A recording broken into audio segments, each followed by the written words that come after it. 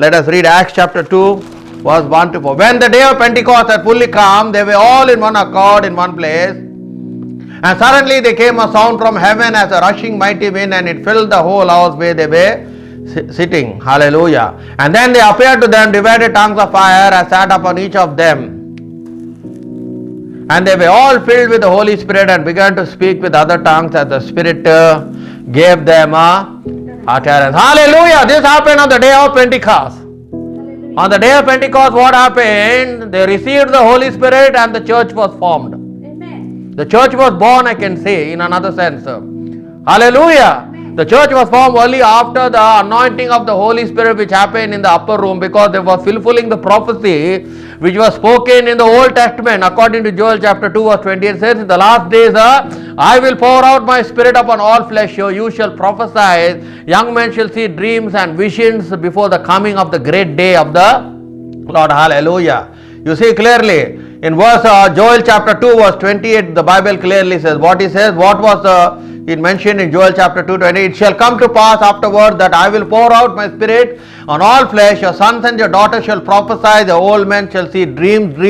Your young men shall see visions. Hallelujah. Amen. That is happened exactly on the day of Pentecost. Why? Because Jesus Christ was fulfilling, because what happened? They were fulfilling one of the festivals of the Old Testament.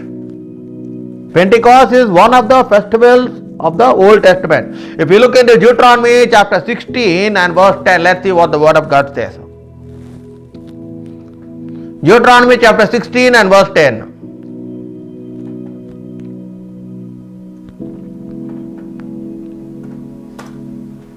Then you shall keep the feast of weeks to the Lord your God with the tribute of a free will offering from your hand, which you shall give as the Lord your God blesses you. Out of the 7 festivals, in the Old Testament, they maintain 7 festivals. If you look into Leviticus chapter 23, but we are not going there because 7 festivals are there. Out of the 7 festivals, one of the festival is known as the Festival of Weeks. Hallelujah. The Feast of the Weeks is the mentioning about the Pentecost. Hallelujah. In the Old Testament, they followed the feast. Hallelujah. So clearly it says after the first fruits.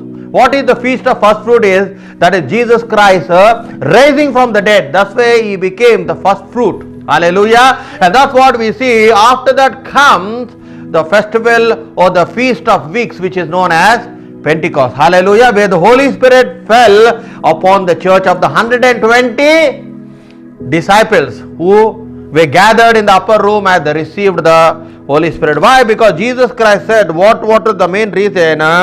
He came to give you the promise of the Father. Hallelujah. And that's what clearly happened. He told them to wait. What did he tell? He told them to wait and not to tarry, to wait in Jerusalem for the promise of the Father who is to be given. Hallelujah. And what happened? It clearly says that they received the promise of the Father. What was the promise of the Father? The Holy Spirit. Hallelujah. They were baptized in the Holy Spirit and they started to speak in tongues and they were fulfilling what Jesus Christ has already mentioned. Hallelujah. And that's why even in the Old Testament, during the Feast of the Weeks, they had to appear where? Before the Lord. Deuteronomy chapter 16 and verse 16, see what the word of God says. Deuteronomy chapter 16 and verse 16. 3 times a year all you males shall appear before the Lord your God in the place which he chooses, at the feast of unleavened bread, at the feast of weeks, and at the feast of tabernacles, and they shall not appear before the Lord empty-handed.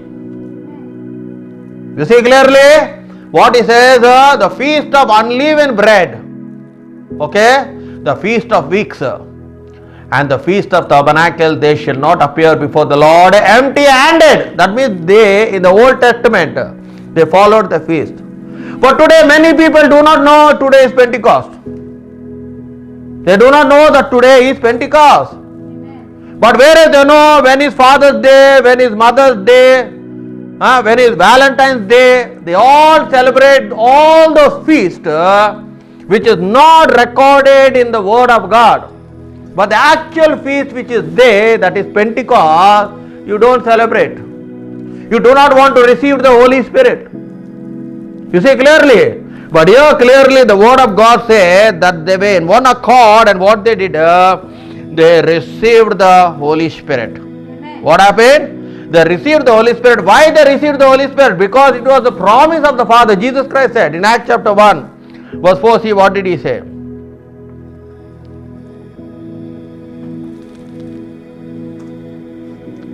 And being assembled together with them, he commanded them not to depart from Jerusalem, but to wait for the promise of the Father, which he said, you have heard from me. So he says, do not run away and do not start off your ministry without receiving the Holy Spirit. Amen. That's why the word of God says he was ministering to them about the kingdom for how many days? For 40 days. After the resurrection, he did not just say, no, now I risen from the dead, my time is finished, let me go to my Father. No, the word of God says clearly that he was ministering to them the word of God. Hallelujah.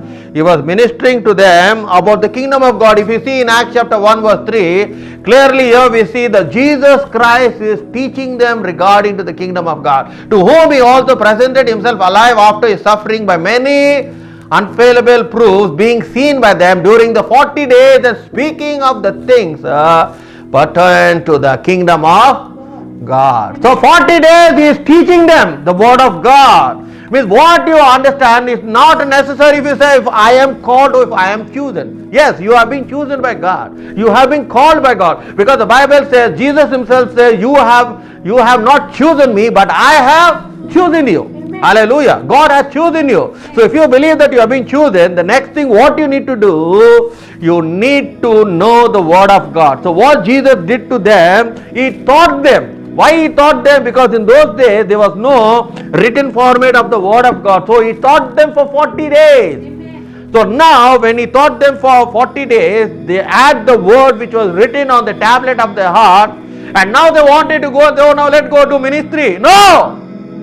What Jesus said, you must wait for another 10 days and you need to receive the promise of the Father. What did the Father God promise? The Holy Spirit. Amen. So when they waited in obedience, the 120 disciples or apostles, they received the Holy Spirit in full measure. Amen. Hallelujah. Hallelujah. And now, then Jesus says, now go into the world and be as a witness. Because when they received it, they received the power.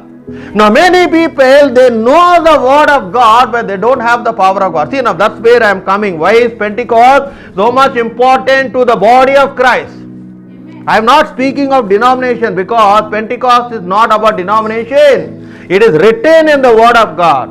So when Jesus called them, he called the 12 disciples. We all know that. In Matthew chapter 10 verse 1, he says, he called the 12 disciples and he gave them power and authority over unclean spirits and over every sickness. That means they were called. Who was called? The disciples were called. Even you are called by God. Hallelujah. And when he had called his 12 disciples to him, he gave them power over unclean spirits to cast them out and to heal all kinds of sickness and all kinds of disease. Okay. Now you believe that you have been called by God. Now the second thing, you must sit down and you must read the word of God or meditate upon the word of God. So that's what Jesus Christ did. What he did, when he rose from the dead, he taught them about regarding to the kingdom of God for 40 days. That means 40 days training they took.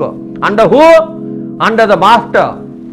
So now they have the word of God. Like many people, oh, I have the word of God, I know the word of God, you go. Satan will knock you down. Why? You have the word of God, but you do not have the power of God. You see? Now you say, oh, I know the word of God. What are you boasting that you know the word of God? The devil or Satan knows the word of God better than you. The secular world people, they know the Bible more than you.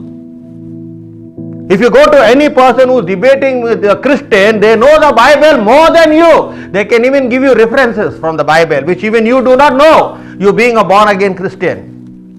But what Jesus said, he said 40 days. But he said, wait till you be empowered by the Holy Spirit. Because when the Holy Spirit comes upon you, what you gain or what you benefit is the power. In Acts chapter 1:8, that's what the Bible says clearly. See what he says in Acts chapter 1 verse 8.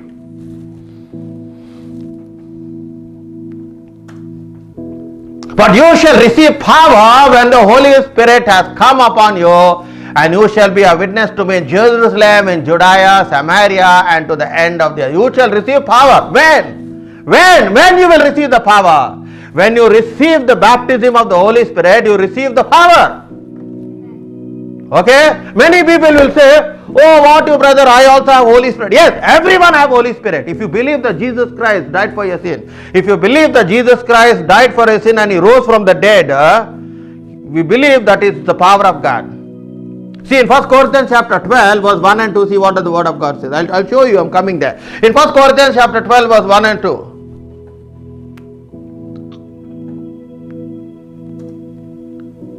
Now, concerning spiritual gifts, brethren, I do not want you to be ignorant. You know that even the Gentiles carried away by some darkness, however you were led. Therefore, make known to you that no one speaking by the Spirit of God can call Jesus accursed, and no one can say that Jesus is Lord except by the Holy Spirit. So, when you accept what? When you get born again, do you accept Jesus Christ as the Lord and Savior? You said yes. When you say yes, that's when they take you and they put you in the water. That's why you get born again. From that day, the Holy Spirit comes and lives inside you. But that does not mean that the Holy Spirit comes and lives inside you. That is the baptism of the Holy Spirit, or is the power of God.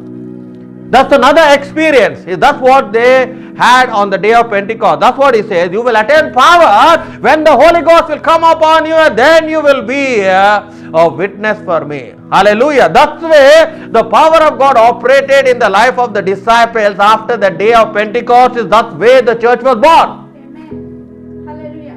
You see clearly, after the scene, chapter 2, they received the power. Chapter 3, they are meeting a person who was born lame from his birth. And what is that person expecting? That Peter and John will give them gold and silver. Amen. You see clearly in verse from Acts chapter 3 and verse 6, see what does he say clearly?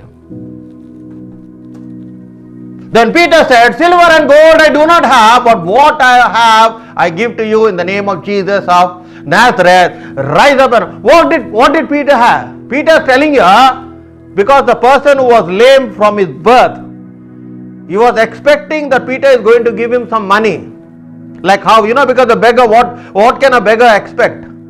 That someone will give him money or alms. That's all he can expect. He can't expect anything else. But what Peter is telling, he says, gold and silver I don't have, but what I have, which is more precious than even gold and silver, I'll give to you. What is it he gave to? He says, I have the power of God in the name of Jesus. Take up your bed, rise up and walk. And immediately, what happened? He received his healing. Amen. Hallelujah. Okay, so that's what happened with many people. So he says he was leaping up, stood up and walked and entered the temple with them, walking, leaping and praising God. Why? Because this person, all 40 years of his life, what happened? He never walked. How I can tell you his 40 years is recorded in Acts chapter 4 verse 22. Acts chapter 4 verse 22.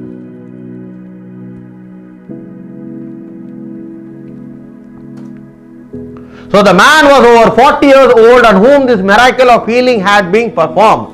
That means from the day of his birth till 40 years, he never walked in his life. But instead of asking healing, God, can you heal me? He is thinking like, oh, let me ask for God. That means he wants to be in that position like that. But Peter, through the Spirit of God, knew that this man requires healing more than gold and silver or more than money. You see clearly. Sometimes we will ask God certain things which make value nothing to God. And here clearly what happened is Peter said, silver and gold I do not have, but what I have I give to you in the name of Christ of Nazareth. Rise up and walk. And immediately he walked. When did it happen? When did this happen? It happened after the day of Pentecost. That's why I say, when you receive the anointing of the Holy Spirit, when you receive the power of the Holy Spirit, your word will carry the power of God. Signs, wonders and miracles will happen. That's why after that, it is the first time that Peter is preaching in the synagogue. Okay? And when he is preaching, what is happening? Two things are happening. That's why when you are ministering the word of God needs to be backed up with the power of God. See in verse 2, verse 41, see what happened. Let us read from verse 37. Acts chapter 2, verse 37. Let us read from there. Now when they heard this, they were cut to their heart, said Peter and the rest of the apostles, men and brethren, what shall we do? What shall we do? In verse 30, then Peter said to them, repent and let every one of you be baptized in the name of Jesus for the remission of sin, and you shall receive the gift of the Holy Spirit. Now see in verse 41, what does the word of God says in 41? Okay, then those who gladly received the word were baptized, and that day above 3,000 souls were added to them. There were how many members who went to the upper room? There were 120, right? Now after the experience of Pentecost in the upper room, they came into the synagogue, and Peter boldly is ministering the word of God through the power of God, that they were convicted, and they said, what shall we do? What shall we do? What shall we do? Immediately says, repent of your sins. Repent of your sins, and you shall receive in the name, be baptized in the name of the Lord Jesus Christ, for you shall receive the gift of the Holy Spirit. And how many people came to Christ? 3,000 souls came to Christ. Just an ordinary man. And this person, they did not have training. They were unlearned man. Why? Because the Bible says in Acts chapter 4 verse 13, see what he says. Acts chapter 4 verse 13. Now when they saw the boldness of Peter and John and perceived that they were uneducated and untrained men, they marveled and they realized that they have been with Jesus. Now what they are telling you, they are looking at Peter and John and saying that they are uneducated, they don't have education, okay? And the untrained men. So many people, oh, I did not study theology, I do not have education, can God use me? Then you need to read this verse. Amen. Because the people are telling, what they are telling, they are telling that the uneducated and the untrained men, they have no training. Where you are going means I am going to Bible college, I want to get trained. Trained for what? Pastor? You have to receive the Holy Spirit. The Holy Spirit will lead them. So these people were uneducated, they were untrained, but they realize that they have been with Jesus. Because when the Holy Spirit comes and lives inside you, Jesus also comes and lives inside you. That's what he says, behold, I stand at the door and knock, that whoever opens the door, that I may come inside him, and I may dine with him, and I may be with him. Hallelujah.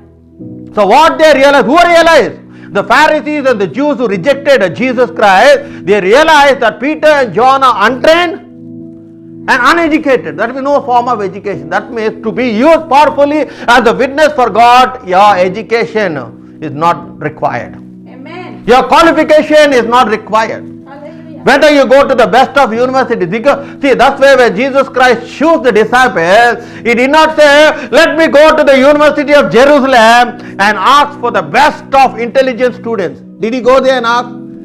Did he say, Professor, can you show me who the intelligent students? So I want them to come.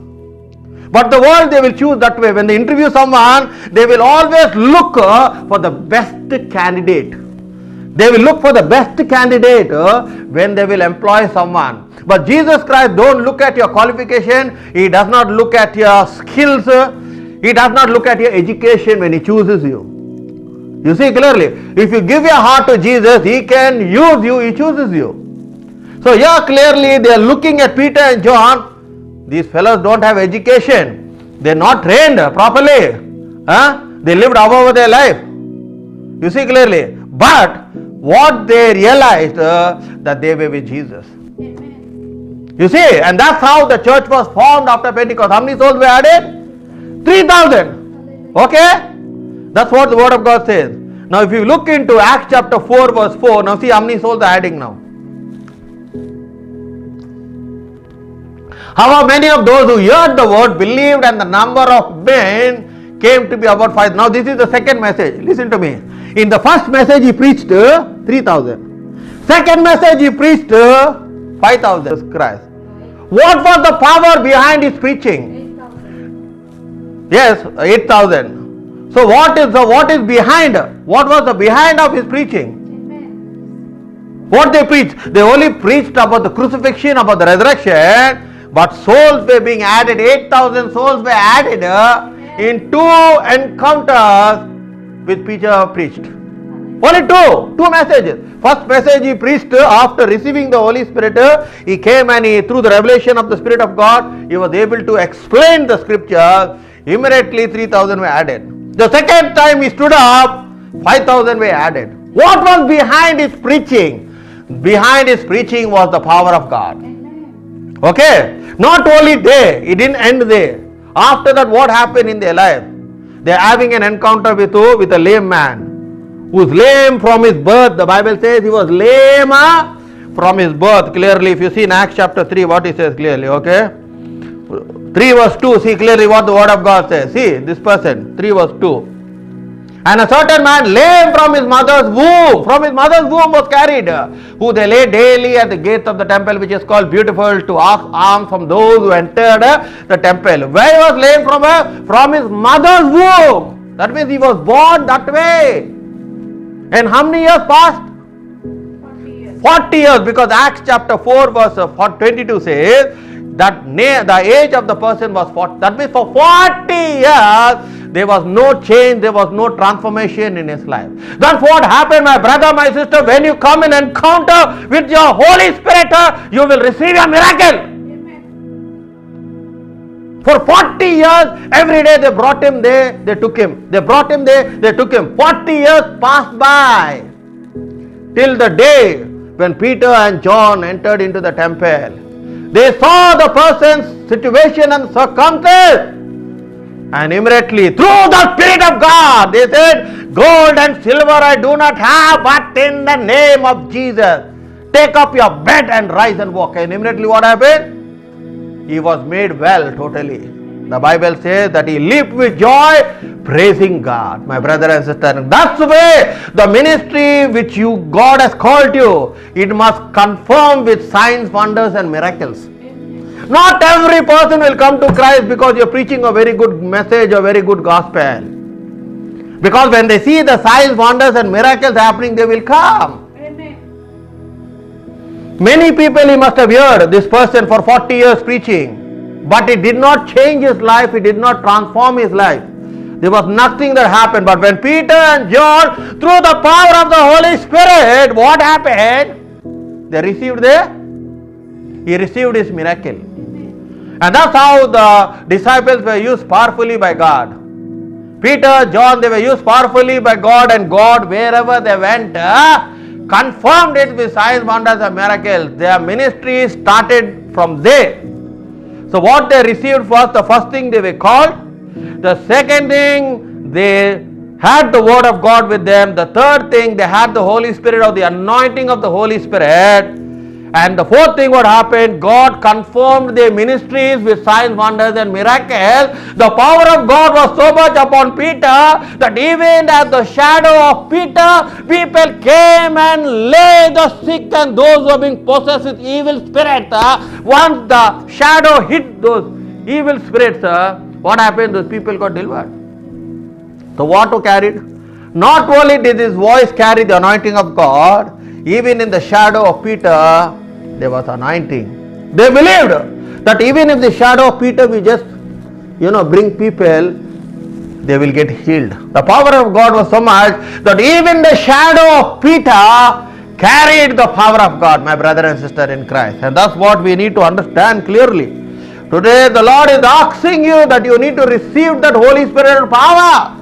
If you want to be used powerfully and if your ministry has to be effective, power of the Holy Spirit needs to be there. Do not be ignorant, because I'll tell you only one thing. The devil will always make you ignorant of the power of God. Who will make you ignorant of the power of God? It's only the devil, clearly, my brother and sister in Christ. And that's why you must be very careful. Hallelujah. He doesn't want you to have that power. Hallelujah, my brother and sister in Christ. And that's why clearly when Paul is writing to the church when Paul is writing to Timothy, if you see in 2 Timothy chapter 3 and verse 5, see what he is telling to Timothy. In 2 Timothy chapter 3 and verse 5, Paul is writing from prison to his fellow brother and fellow companion in Christ. What he says? These people, let us read from verse, the before verse, we will clearly see what he says clearly. They are traitors, they are headstrong, haughty. Let us read from verse, okay, let us see from verse 3. Let us read from 3. But know that into the last days perilous times will come, for men will be lovers of themselves, lovers of money, boastful, proud, blasphemous, disobedient to parents, unthankful, unholy, clearly unloving, unforgiving, slander, without self-control, brutal, despisers of good, traitors, headstrong, haughty, lovers of pleasures rather than lovers of God, having a form of godliness but denying its power, and such type of people turn away. They are having godliness. Godliness is holy. They dress up like they are very holy people, very close and all the way like holy. But what he is telling there, they have a form of godliness but they deny its power. For such type of people, you turn away. Don't be with such type of people who don't believe in the power of God. You are just wasting your time. If they don't believe in the power of the Holy Spirit, you are just wasting your time telling them about the Word of God. Because here clearly Paul is telling to Timothy, they have a form of godliness, but they deny the power of God. What is saying? From such type of people, turn away.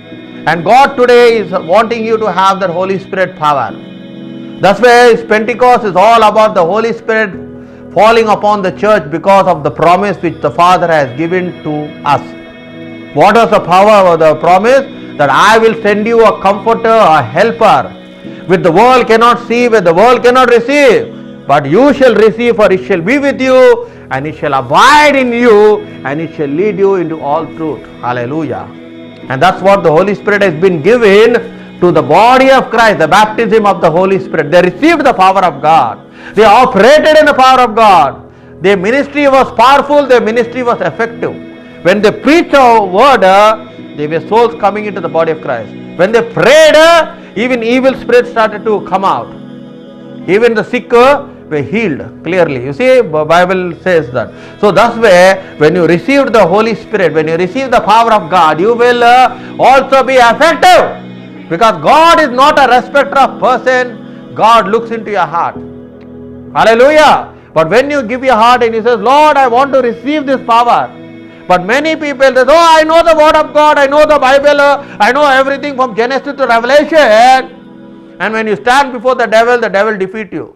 Why? Because you don't have the power. When I say power, God has given you two powers. One power is over the whole creation of what He has created. The second power He has given over the devil. Amen. He has given over the devil. He says clearly that you have the power to trample him under your feet. Do you know that? Bible says, see Romans 16 verse 20. See what it says. See what Paul is telling over here. 16 verse 20. And the God of peace will crush Satan under your feet shortly. The grace of our Lord Jesus Christ be with you. Amen. The God of peace will crush Satan under whose feet? Under your feet. That means He is saying that I am giving you that power to trample him under your feet. Who? Satan. He has given us the power clearly. He has given us the power. Why? Because it is the same Spirit that resurrected Jesus Christ from the dead. Is the same Spirit that is living inside your mortal body. In Romans chapter 8 verse 11, see what the word of God says. In Romans chapter 8 and verse 11. But if the Spirit of Him who raised Jesus from the dead dwells in you, He who raised Christ from the dead will also give life to your mortal body through His Spirit who dwells inside you. He says it is the same Spirit that raised Jesus from the dead. It is the same Spirit that is also living inside you, which gives life to your mortal body. That without the Spirit, what happens, you know? Your body is dead even though you are alive. That means spiritually you are dead. So here he is saying the same Spirit that resurrected Jesus Christ is the same Spirit that is living inside. That means it's the same power, it's the same anointing that is living inside you, my brother, my sister in Christ. So that's what they believed. The disciples believed in that. Because Jesus Christ said two things. What He said clearly, He said that you need to listen to what I say for 40 days. Now I'm going to teach you. Okay, now it is Bible study for 40 days. They took the Bible study. They want to go. No, don't go. Wait. Fast and pray for 10 days. Fasted and prayed. The power of God came. They had the word, they had the power. Now he says, now we are ready for ministry, go. So what happened when the evil spirits were looking at the disciples? They were trembling. That's what I told you, that even in the shadow of Peter, unclean spirits came out. They brought the sick and they just placed it at the shadow of Peter. That his shadow carried the anointing of God. Why? It's only through the anointing of God that the yoke shall be broken. In Isaiah chapter 10 verse 27, the word of God says clearly. See what he says in Isaiah chapter 10 verse 27. It shall come to pass in that day that his burden will be taken away from your shoulders and his yoke on your neck, and the yoke shall be destroyed because of the anointing oil. Who's putting a yoke on your neck? It's not God. It is the devil. Who put the yoke on the Israelites when they were in Egypt? The devil. The devil uses people like Pharaoh. So they were slaves. The yoke was upon them. They didn't have freedom. So what the word of God says, the yoke which is upon your neck, which the devil has put you, what he says, it will be destroyed because of the anointing. That means God has given you the power to destroy the power of darkness. He has given you power to destroy witchcraft. To destroy what? To destroy witchcraft over your life. If anyone has done a witchcraft over you, when you receive the anointing of the Holy Spirit, you have the power to destroy the power of darkness over your life, my brother and sister. That's why he says clearly. That's why you receive the anointing of the Holy Spirit. Why? So that you be so that you can work powerfully. You can work effective for the kingdom of God. My brother and sister in Christ, and that's what today, as we celebrate Pentecost, we celebrate the festival of weeks. The Bible clearly says. So you need to know the importance of the Pentecost. Pentecost is for everyone. Pentecost does not say about denomination. It does not speak of denomination, my brother, my sister in Christ.